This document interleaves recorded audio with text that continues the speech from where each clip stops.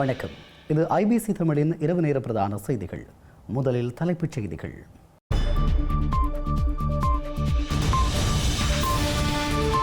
கஞ்சா செய்கைக்கான திட்டம் கடந்த அரசாங்கத்தினால் உருவாக்கப்பட்டது. ஸ்ரீலங்கா அரசாங்கம் தெரிவிப்பு. சலுகை குறைப்பு விடயத்தில் பின்வாங்கும் ரணில் நீதிமன்றம் செல்ல போவதில்லை எனவும் தெரிவிப்பு. போராட்டத்திற்கான ஆதரவு கோரும் தமிழரசு கட்சி அரசியல் எனவும் விமர்சனங்கள். வாழ்வாதாரத்தை அழிக்கும் ஸ்ரீலங்கா அரசாங்கம், மன்னார் தொடர் போராட்டத்தில் மக்கள் விசனம். திட்டமிட்டபடி சிறப்பு பொதுக்குழு கூட்டம் நடைபெறும், நிறுவனர் ராமதாஸ் அறிவிப்பு. ட்ரம்புடன் பேச்சு நடத்தவுள்ள உக்ரைனிய அரச தலைவர், புட்டினுடனான சந்திப்பை தொடர்ந்து நகர்வு.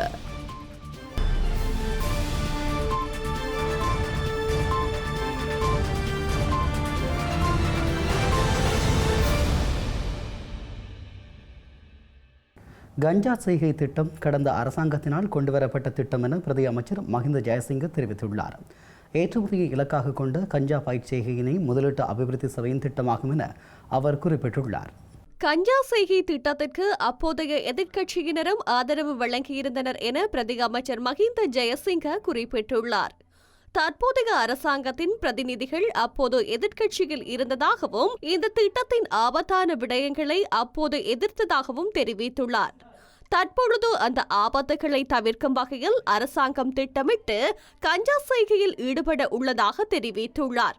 மீரிகம முதலீட்டு வலயத்தில் ஏற்கனவே இந்த திட்டத்திற்காக 4 நிறுவனங்களுக்கு காணிகள் ஒதுக்கீடு செய்யப்பட்டுள்ளதாக தெரிவித்துள்ளார். கஞ்சாவை மூலப்பொருளாக ஏற்றுமதி செய்ய அனுமதிக்கப்படாது எனவும் பெறுமதி சேர்க்கப்பட்ட ஓர் உற்பத்தியாக ஏற்றுமதி செய்யப்படும் எனவும் பிரதி அமைச்சர் மஹிந்த ஜெயசிங்க தெரிவித்துள்ளார். ஸ்ரீலங்காவின் முன்னாள் ஜனாதிபதிகளின் சலுகைகள் பாதிக்கப்படுவது குறித்து முன்னாள் ஜனாதிபதிகளுடன் ஒரு குழுவாக விவாதிக்கவில்லை என்று முன்னாள் ஜனாதிபதி ரணில் விக்ரமசிங்க தெரிவித்துள்ளதாக கூறப்படுகின்றது. கட்சி ஆர்வலர்களுடன் இடம்பெற்ற கலந்துரையாடலில் குறித்த விடயம் தெரிவிக்கப்பட்டுள்ளது. முன்னாள் ஜனாதிபதிகளின் சலுகைகள் பறிக்கப்படுவது முன்னாள் ஜனாதிபதிகள் சிலர் கலந்துரையாடியுள்ளதாக அண்மையில் தெரிவிக்கப்பட்டிருந்தது. இவ்வாறான நிலையில் முன்னாள் ஜனாதிபதிகளின் சிறப்புரிமைகளை நீக்குவதை எதிர்த்து நீதிமன்றம் செல்ல போவதில்லை என்று முன்னாள் ரணில் விக்ரமசிங்க கட்சி சுட்டிக்காட்டியுள்ளதாக கூறப்படுகின்றது. இதற்கிடையில் முன்னாள் ஜனாதிபதிகள் உரிமைகள் சட்டத்தை ரத்து செய்வதற்கு எதிராக எந்தவொரு சட்ட நடவடிக்கையிலும் தான் ஈடுபட போவதில்லை என்று முன்னாள் ஜனாதிபதி சந்திரிகா பண்டாரநாயக்க சமீபத்தில் தெரிவித்திருந்தமை குறிப்பிடத்தக்கது. அபிவிருத்தி என்ற போர்வையில் மக்களின் வாழ்வாதாரத்தை அளிக்கும் வேலை திட்டத்தை ஸ்ரீலங்கா அரசாங்கம் முன்னெடுப்பதாக மன்னார் மக்கள் கவலை வெளியிட்டுள்ளனர். மன்னார் வளங்கள் அளிக்கப்படுவதற்கு எதிர்ப்பு வெளியிட்டு தொடர்ச்சியாக முன்னெடுக்கப்பட்டு வரும் போராட்டத்திற்கு மக்கள் ஆதரவு நாளுக்கு நாள் அதிகரித்து வருகின்றது. மன்னாரில் காற்றாலை கோபுரங்கள் அமைத்தல் மற்றும் கனியமணல் அகழ்வு ஆகியவற்றுக்கு எதிராக முன்னெடுக்கப்பட்டு வரும் கவனஈர்ப்பு போராட்டம் இன்றைய தினம் சனிக்கிழமை 14வது நாளாகவும் சுழற்சி முறையில் முன்னெடுக்கப்பட்டு வருகின்றது. மன்னார் மக்கள் மற்றும் இளையோர் ஒன்றிணைந்து முன்னெடுத்து வருகின்ற போராட்டத்திற்கு சனிக்கிழமை ஆதரவு வழங்கும் வகையில் வங்காளி மற்றும் தலைமன்னார் கிராமம் ஆகிய கிராமங்களைச் சேர்ந்த நூற்றுக்கணக்கான மக்கள் குறித்த போராட்டத்தில் இணைந்து கொண்டு தமது ஆதரவை தெரிவித்து வருகின்றனர். குறித்த போராட்டத்தில் ஈடுபட்ட மக்கள் தலையில் கருப்பு பட்டி அணிந்து போராட்டத்தை முன்னெடுத்து வருகின்றனர். குறித்த போராட்டமானது மன்னார் நகர சுற்றுவட்ட பகுதியில் இடம்பெற்று வருகின்றது. போராட்டத்தில் ஈடுபட்ட மக்கள் பல்வேறு வாசகங்கள் எழுதப்பட்ட பதாகைகளை ஏந்தியவாறு கோஷங்களை எழுப்பி போராட்டத்தில் ஈடுபட்டு வருகின்றனர். மன்னாரில் புதிதாக முன்னெடுக்கப்படவுள்ள காற்றாலை மின்கோபுரம் அமைத்தல் மற்றும் கனியமணல் அகழ்வு ஆகியவை முழுமையாக நிறுத்தும் வரை தமது போராட்டம் தொடரும் என போராட்டத்தில் ஈடுபட்டவர்கள் தெரிவித்தனர். மன்னார் மாவட்டத்தை பொறுத்த வரைக்கும் நாங்கள்லாம் முதல்ல ப்ரோக்ராமுக்கெலாம் போகும்போது எங்களை மன்னார் கட்டுணைக்கு கழுத மன்னார் ஃபேமஸ் அதுக்கு தானே, கழுதைக்கும் எண்ணத்துக்கும் காஞ்ச நிலத்துக்கும் கழுதைக்கும் காஞ்ச நிலத்துக்கும் மன்னார் ஃபேமஸ் அப்படி தான் முதல்ல பார்ப்பாங்க. ஆனால் அப்படி ஒரு பின்தங்கப்பட்ட பிரதேசம் மாவட்டம் மட்டும் எல்லாருக்கும் தெரியும். அந்த வகையிலையும் கூட இப்போ பார்த்தீங்கன்னா அபிவிருத்தி வேலை திட்டம் செய்யப்படுறோம்னு சொல்லிட்டு என்ன செய்ய வராங்க, அபிவிருத்தி செய்ய வரல, நம்மளை அழைக்க தான் வந்துக்கிறாங்க. ஓகேவா? இப்போ மன்னார் தீவுக்குள்ளே இப்போ காத்தாடி போட்டாச்சு, மறுபடியும் போட போகிறாங்க. அது போக கனியமண் நல்ல போகிறாங்க. கடைசியில் கனியமண் எடுக்கிட்ட என்ன மிஞ்சும் சொல்லுங்க, காத்தாடி போட்டுக்கிற அந்த 5 ஏக்கர் நிலம் இருக்கல, அது மட்டும்தான் மிஞ்சும். ஏன்னா காற்றாடி அவங்களுக்கு தேவையே மிச்சம் ஒன்றும் மிஞ்சாது, மிச்சம் எல்லாம் அத்திப்பட்டி மாதிரி காணாமல் போயிடும்.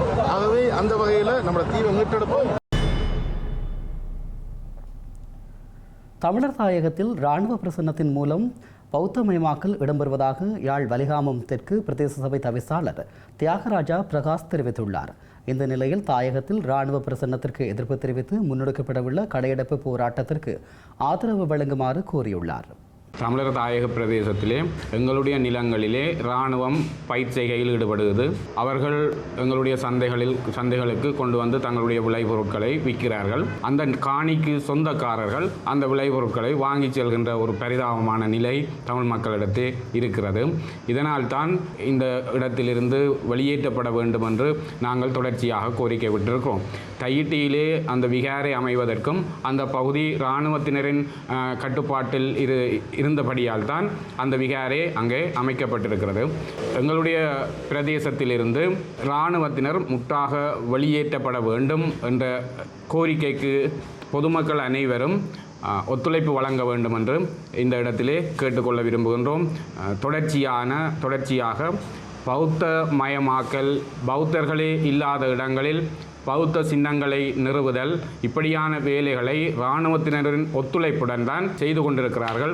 இராணுவம் இங்கிருந்து அகற்றப்பட்டால் அத்தகைய செயற்பாடுகள் நிறுத்தப்படும். இதற்கு பொதுமக்கள் உங்களுடைய ஒத்துழைப்பை வழங்க வேண்டும் என்று கேட்டுக்கொள்ள விரும்புகிறேன். வவுனியாவில் விமானப்படை முகாமுக்காக 8 ஏக்கர் காணி சுவீகரிக்கப்பட்டுள்ளதாக வவுனியா மாநகர சபை முதல்வர் சு காண்டீபன் தெரிவித்துள்ளார். இராணுவ பிரசன்னத்தை குறைக்க வலியுறுத்தி முன்னெடுக்கப்படும் போராட்டத்திற்கு முழுமையான ஆதரவை வழங்குவதாக முதல்வர் சு காண்டீபன் தெரிவித்துள்ளார். எவ்வாறாயினும் எதிர்வரும் 18ஆம் தேதி முன்னெடுக்கப்பட உள்ள கடையடைப்பு போராட்டத்திற்கு ஆதரவு இல்லை என வவுனியா வர்த்தகர் சங்கம் தெரிவித்துள்ளமையும் குறிப்பிடத்தக்கது. தென் மாகாணங்களாக இருக்கட்டும், சப்ரமுகம், ஊவா மாகாணம், மத்திய மாகாணம், வடமத்திய மாகாணம், மேல் மாகாணங்கள், இப்படி எல்லா மாகாணங்களுக்கும் இராணுவம் சமனாக பங்கிடப்படுறதோட இந்த இராணுவம் சமமாக பங்கிடப்படுறதோட இராணுவ நிலங்களும் இங்கே இருந்து விடுவிக்கப்படணும். ஏன்னா எங்களுடைய மக்களினுடைய காணிகள் இருக்கணும். எங்களுடைய மக்களினுடைய காணிகள் உங்களுக்கு தெரியும், அரச காணிகளாக இருந்தா அவர்களுக்கு காணி உரிமம் கோரலாம். இன்னொரு இந்த அடுத்த அபிவிருத்தி குழு கூட்டத்தில் கதைக்க போற விடயத்தை நான் அடுத்து சொல்றேன். இந்த எங்களுடைய விமானப்படை முகாமுக்காக வேண்டி 8 ஏக்கர் காணி சுவீகரிக்கப்பட இருக்குது. அந்த சுவீகரிக்கிற அந்த நடவடிக்கையை நாங்கள் முற்றுமுழுதாக எதிர்க்கிறோம். ஏனென்று சொன்னா அந்த காணி 8 ஏக்கர் சகாயமாதபுரத்துக்கு பின்னால் இருக்கிற 8 ஏக்கர் காணி என்றா இந்த வரைக்கும் சகாயமாதபுரம் இளைஞர்கள் விளையாடக்கூடிய ஒரு விளையாட்டு மைதானம் அங்கே இல்லை. அதோட ரம்பக்குளம் கிராமத்துக்கான ஒரு பொது காணி இல்லை, பொது மண்டபம் கட்டுவதற்கான ஒரு பொது காணி இல்லை ரம்பக்குளம் என்ற கிராமத்துல. அதே மாதிரி எங்களுடைய மயானம், எங்களுடைய கிறிஸ்தவ மயானமாக இருக்கட்டும், இந்து மயானமாக இருக்கட்டும், அல்லது அதில் இருக்க மையவாடியாக இருக்கட்டும், 3க்கு உரிய நிலங்கள் இந்த வரைக்கும் போதுமானதாக இல்லை. ஆக இப்படி ஒரு நிலைமை இருக்கே அந்த இடத்துல 8 ஏக்கர் காணியை சுவீகரிக்கிறத மாநகர முதல்வர் என்ற வகையில நான் முற்றுமுழுதாக எதிர்க்கிறதோட இப்படியான சம்பவங்கள் எங்களுக்கு நடக்கிறபடியாத்தான் நாங்கள் இந்த கத்தாலுக்கு நாங்கள் ஆதரவை தெரிவித்துக் கொள்ள விரும்புகிறோம். ஏனென்று சொன்னா இந்த இராணுவ பிரசன்னம் இலங்கை பூராகவும் சமனாக கொண்டுவோம். தேசிய மக்கள் சக்திக்கு இந்த பாராளுமன்றத்தில் இத்தனை பிரதிநிதிகள் இருக்கணும் என்று சொன்னா, இத்தனை பெரும்பான்மை தாங்கதான் என்று சொன்னா, அதே பெரும்பான்மையை இராணுவமும் கொண்டிருக்காம இராணுவத்தை ஏனைய மாகாணங்களுக்கும் மாற்றணும். ஏனைய மாகாணங்களுக்கு இடங்களை மாற்றி அவர்களுக்கு அங்க உள்ள அரச காணிகளை வழங்கி இங்கே இருந்து இராணுவத்தை வெளியேற்றணும் என்றுதான் முற்றுமுழுதாக வெளியிட தேவையில்லை. 9 மாகாணத்துக்கு இலங்கை பூராகவும் 9 மாகாணத்துக்கும் சமனான அளவில் நீங்கள் பங்கிடணும் இராணுவத்தை என்றதையும், இராணுவத்துக்கான நிலங்களும் 9 மாகாணத்திலையும் சமனான அளவில் பகிரப்படணும் என்றதை நான் வினியமாக கேட்டுக்கொள்கிறேன். எங்கள் மீது நீங்கள் திணிப்பதை விடுத்து ஒவ்வொரு அரசாங்கங்கள் திணித்தது போல இராணுவ பிரசன்னத்தையும் நீங்களும் திணிக்காமல் நீங்கள் 9 மாகாணத்திற்கும் சமனாக வழங்க வேண்டும் என்றதை நான் இப்படி மீண்டும் கேட்டுக்கொள்கிறேன். அம்பாறை சம்மாந்துறை காவல்துறை பிரிவுக்குட்பட்ட மல்வத்தை பகுதியில் வெடிக்காத நிலையில் புதிய கைக்குண்டு ஒன்று மீட்கப்பட்டுள்ளது. கைக்குண்டு கண்ட சிறுவர்கள் காவல்துறையினருக்கு தகவல் வழங்கியுள்ள நிலையில் மீட்கப்பட்டுள்ளது.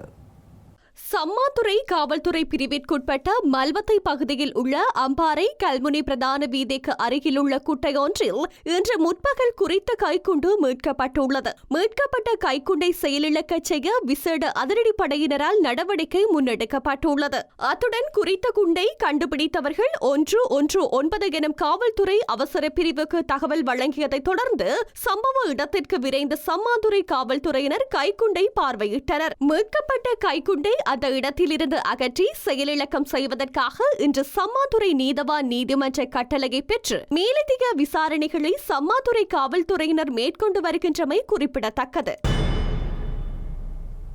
தபால் மற்றும் தொலைத்தொடர்பு அதிகாரிகள் சங்கம் மற்றும் ஒன்றிணைந்த தபால் தொழிற்சங்க முன்னணியினர் நாளை முதல் பணிப்புறக்கணிப்பில் ஈடுபட தீர்மானித்துள்ளனர்.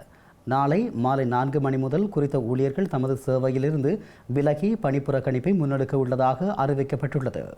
தபால் ஊழியர்களின் மேலதிக கொடுப்பனவு, நிர்வாக அலுவலகம் மற்றும் கணக்காய்வு அலுவலகங்களில் ஊழியர்களின் பணியை ஆரம்பிக்கும் நேரம் மற்றும் வெளியேறும் நேரம் என்பவற்றை கைவிரல் அடையாள இயந்திரங்களில் பதிய வேண்டும் என்ற அறிவுறுத்தல்களுக்கு எதிர்ப்பு தெரிவித்தல் உள்ளிட்ட 19 கோரிக்கைகளை முன்வைத்து தபால் ஊழியர்கள் இவ்வாறு புறக்கணிப்பை முன்னெடுக்க உள்ளனர். அதன்படி நாளை மாலை 4 மணிக்கு கொழும்பு மத்திய தபால் பரிமாற்றத்தின் ஊழியர்கள் பணிப்புறக்கணிப்பை ஆரம்பிக்க உள்ளனர். பின்னர் நாளை நள்ளிரவு 12 மணி முதல் நாடளாவிய ரீதியில் உள்ள அனைத்து தபால் நிலையங்களில் உள்ள ஊழியர்கள் தொடர்ச்சியான பணிப்புறக்கணிப்பில் ஈடுபட திட்டமிட்டுள்ளதாக ஒன்றிணைந்த தபால் தொழிற்சங்க முன்னணி அறிவித்துள்ளது. உலக முயற்சியாளர் தினத்தை முன்னிட்டு வவுனியா பல்கலைக்கழகத்தில் முயற்சியாண்மை கற்கைகள் பிரிவின் மாணவர்கள் இணைந்து இன்று விழிப்புணர்வு பேரணி ஒன்றினை முன்னெடுத்துள்ளனர். இலங்கையின் முயற்சியாளர்களின் பொருளாதார மேம்பாடு இலங்கைக்கு முக்கியமான ஒரு விடயமாக கருத்தில் கொண்டு உலக முயற்சியாளர் தினத்தை கடைபிடிக்கும் முகமாகவும் எதிர்வரும் 25 மற்றும் 26ஆம் திகதிகளில் வவுனியா பல்கலைக்கழகத்தில் புத்தாக்கம் வர்த்தக கண்காட்சி மற்றும் வர்த்தக செயற்பாடுகள் தொடர்பான கருத்தரங்குகளும் இடம்பெறுகின்ற நிலையிலேயே இந்த விழிப்புணர்வு ஊர்வலம் இடம்பெற்றுள்ளது. வவுனியா பல்கலைக்கழகத்தின் பூங்கா வீதியில் உள்ள வெளிவாரிகள் கற்கைகள் பிரிவில் இருந்து ஆரம்பமான ஊர்வலம் வவுனியா நகர் வழியாக சென்று மீண்டும் வெளிவாரி கற்கைகள் பீடத்தை வந்தடைந்திருந்தது. இதன்போது பல்கலைக்கழகத்தின் துணைவேந்தர் அற்புதராஜா, வியாபார கற்கைகள் பீட விரிவுரையாளர்கள், மாணவர்கள் உட்பட பலரும் கலந்து கொண்டிருந்தனர். யாழ்ப்பாணத்தில் நிறுத்தி வைக்கப்பட்டிருந்த தனியார் பேருந்து ஒன்று திடீரென தீப்பற்றி எரிந்துள்ளது. இந்த சம்பவம் இன்று பதிவாகியுள்ளது.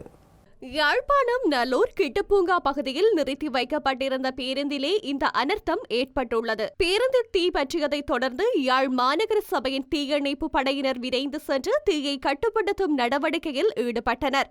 இந்த நிலையில் தீ விபத்து ஏற்பட்டமைக்கான காரணம் இன்னும் வெளியாகவில்லை என்பது குறிப்பிடத்தக்கது. பாட்டாளி மக்கள் கட்சியின் மாநில சிறப்பு பொதுக்குழு கூட்டம் நாளைய தினம் திட்டமிட்டபடி நடைபெறும் என நிறுவனர் ராமதாஸ் அறிவித்துள்ளார். பாட்டாளி மக்கள் கட்சியின் மாநில சிறப்பு பொதுக்குழு கூட்டம் நாளைய தினம் ஞாயிற்றுக்கிழமை காலை 10 மணிக்கு பாண்டிச்சேரி அருகிலுள்ள சங்கமித்ரா அரங்கில் திட்டமிட்டபடி நடக்கும் எனவும் இதில் எவ்வித மாற்றமும் இல்லை எனவும் நிறுவனர் ராமதாஸ் அறிவித்துள்ளார். பொதுக்குழு ரத்து செய்யப்படுவதாக சில விசமிகள் வதந்தி பரப்புவதாக செய்தி வெளியிட்டு வருவதாகவும் அவர் குறிப்பிட்டுள்ளார். இந்த வதந்தியை யாரும் நம்ப வேண்டாம் எனவும் தனது தலைமையில் நாளைய தினம் ஞாயிற்றுக்கிழமை பாட்டாளி மக்கள் கட்சியின் சிறப்பு பொதுக்குழு கூட்டம் திட்டமிட்டபடி நடக்கும் எனவும் உறுதியளித்துள்ளார். பொதுக்குழுவில் கலந்து கொள்ள வேண்டியவர்கள் அனைவரும் அவசியம் தவறாமல் கலந்து கொள்ள வேண்டும் எனவும் அழைப்பு விடுத்துள்ளார். ரஷ்யாவுடன் போர் நிறுத்தம் குறித்து பேச்சுக்கள் நடத்துவதற்கு தொடர்பாக உக்ரைனிய அரசு தலைவர் விளாடிமிர் ஜெலன்ஸ்கி எதிர்வரும் திங்களன்று அமெரிக்காவில் ட்ரம்புடன் பேச்சுக்களை நடத்தவுள்ளார். உலக அரங்கில் அமெரிக்க அரசு தலைவர் டொனால்ட் ட்ரம்புக்கும் ரஷ்ய அரசு தலைவர் விளாடிமிர் புட்டினுக்கும் இடையில் நேற்று அலாஸ்காவில் நடந்த பேச்சுக்கள் உற்றுநோக்கல்களை ஏற்படுத்தியுள்ள நிலையில் இந்த அறிவிப்பு இன்று வெளியாகியுள்ளது. அலாஸ்காவில் நேற்று இடம்பெற்ற ட்ரம்ப் புட்டின் பேச்சுக்களில் உக்ரைன் போரை நிறுத்துவது குறித்த விடயத்தில் முக்கிய முடிவுகள் எட்டப்படாத நிலையில் எதிர்வரும் திங்கட்கிழமை தான் வாஷிங்டனில் ட்ரம்பை சந்திக்க உள்ளதாக உக்ரைனிய அரசு தலைவர் விளாடிமிர் ஜெலன்ஸ்கி இன்று அறிவித்துள்ளார். உக்ரைன், அமெரிக்கா மற்றும் ரஷ்யா இடையே முத்தரப்பு சந்திப்பை நடத்துவதற்கான ட்ரம்பின் திட்டத்தை தான் ஆதரிப்பதாக குறிப்பிட்டுள்ள அவர் முக்கிய பிரச்சினைகளை தலைவர்கள் மட்டத்தில் தீர்க்க முடியும் என்றும் நம்பிக்கை வெளியிட்டுள்ளார். டொனால்ட் ட்ரம்புடன் தான் 1.5 மணி நேரத்திற்கு மேலாக தொலைபேசியில் பேசியதாக குறிப்பிட்டுள்ள ஜெலன்ஸ்கி அதன் பின்னர் தனது வாஷிங்டன் பயணத்தை அறிவித்துள்ளார். நேற்று புட்டினும் ட்ரம்பும் ஏறக்குறைய 6 மணி நேரம் அலாஸ்காவில் இருந்த பின்னர் அங்கிருந்து வெளியேறிய பின்னர் இந்த அறிவிப்பு வந்துள்ளது. ரஷ்ய உக்ரைனிய மோதலை 24 மணி நேரத்தில் முடிவுக்கு கொண்டு வருவதாக தனது தேர்தல் பிரசாரத்தில் வழங்கிய வாக்குறுதி தவறு என நேற்று ட்ரம்ப் ஒப்புக்கொண்டமை குறிப்பிடத்தக்கது. சர்வதேச குற்றவியல் நீதிமன்றத்தின் பிடியாணையால் பல நாடுகளுக்கு பயணிக்க முடியாத ரஷ்ய தலைவர் புட்டின் நேற்று முன்பு அமெரிக்காவின் ஒரு பகுதியான அலாஸ்காவில் செங்கம்பள வரவேற்புடன் வரவேற்கப்பட்டமையும் சுட்டிக்காட்டத்தக்க இன்னொரு விடயமாகும். செய்திகளின் நிறைவாக மீண்டும் தலைப்புச் செய்திகள்.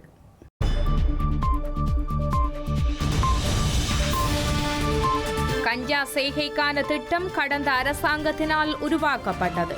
ஸ்ரீலங்கா அரசாங்கம் தெரிவிப்பு. சலுகை குறைப்பு விடயத்தில் பின்வாங்கும் ரணில் நீதிமன்றம் செல்ல போவதில்லை எனவும் தெரிவிப்பு. போராட்டத்திற்கான ஆதரவு கோரும் தமிழரசு கட்சி அரசியல் எனவும் விமர்சனங்கள். வாழ்வாதாரத்தை அழிக்கும் ஸ்ரீலங்கா அரசாங்கம் மன்னார் தொடர் போராட்டத்தில் மக்கள் விசனம். திட்டமிட்டபடி சிறப்பு பொதுக்குழு கூட்டம் நடைபெறும். நிறுவனர் ராமதாஸ் அறிவிப்பு. ட்ரம்புடன் பேச்சு நடத்தவுள்ள உக்ரைனிய அரச தலைவர் புட்டினுடனான சந்திப்பை தொடர்ந்து நகர்வு.